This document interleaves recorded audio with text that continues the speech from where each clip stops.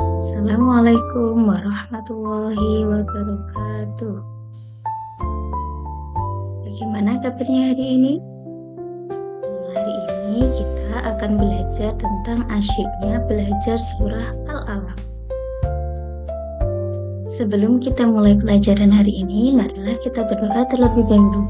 A'udzu billahi minasyaitonir rajim. Bismillahirrahmanirrahim. Rabbi zidni ilman warzuqni fahman waj'alni minas sholihin. Sebelumnya, Ibu akan menyampaikan asbabun nuzul dari Quran surat Al-Alaq ayat 1 sampai 5, yaitu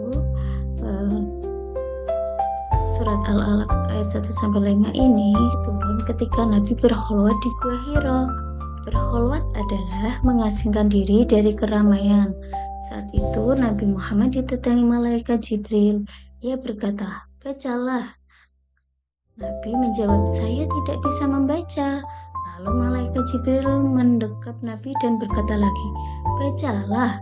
Nabi tetap menjawab, "Aku tidak bisa membaca." Sampai berulang 3 kali. Baru Nabi menirukan ayat 1 sampai 5. Nabi Muhammad pulang dari berkholwat, beliau menggigil kedinginan. Beliau meminta Siti Khadijah untuk menyelimutinya. Nabi menceritakan kejadian di Gua Hira. Siti Khadijah mengajak Nabi menemui pamannya.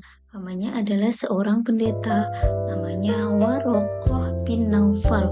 Waraqah menjelaskan bahwa itu adalah wahyu Allah yang bertanda bahwa Nabi Muhammad diutus sebagai Nabi dan Rasul. Nah, yang akan kita pelajari adalah yang pertama, kita akan membaca Quran surat Al-Alaq ayat 1 sampai ayat 1. Iqra bismi rabbikal ladzi khalaq. Perhatikan dengan seksama bunyi huruf qaf, baik yang dimatikan karena sukun maupun karena waqaf, itu namanya qalqalah.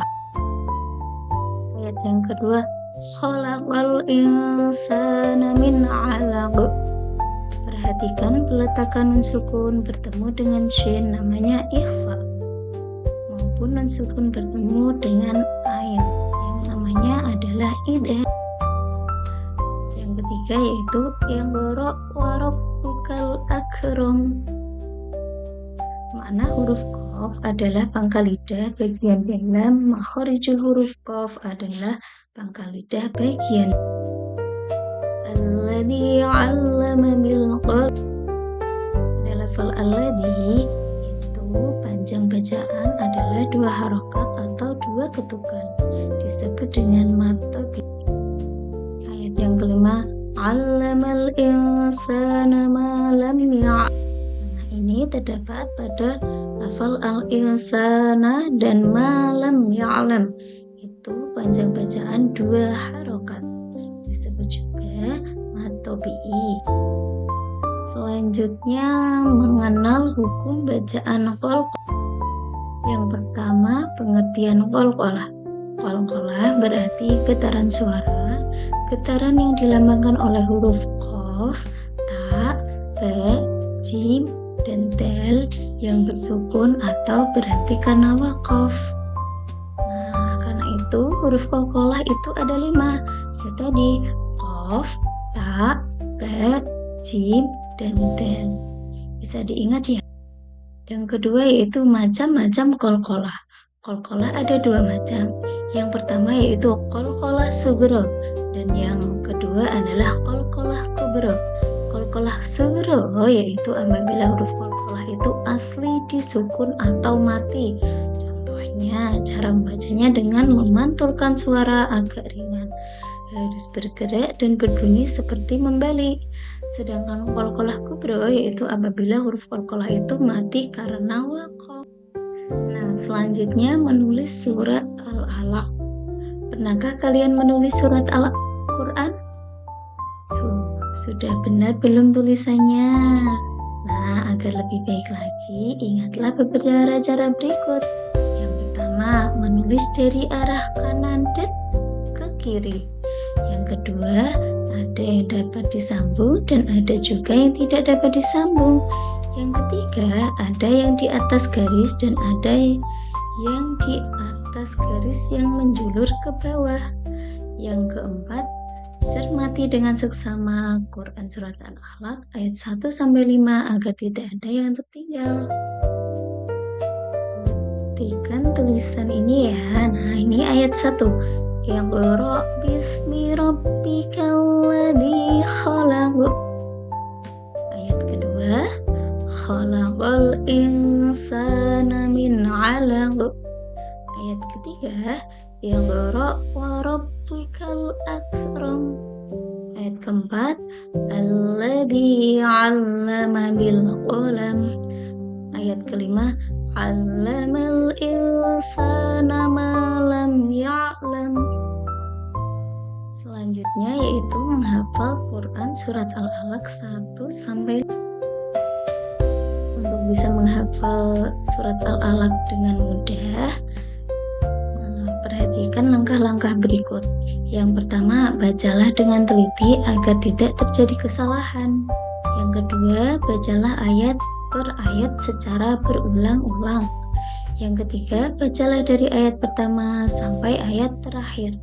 Yang keempat, ulangi dan ulangi lagi sampai kalian benar-benar hafal ya.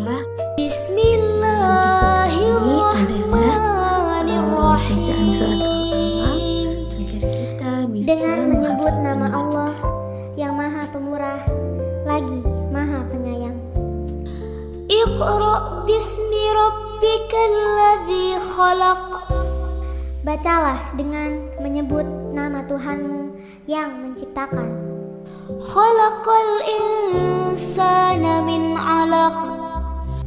Dia telah menciptakan manusia dari segumpal darah. Iqra wa rabbukal akram.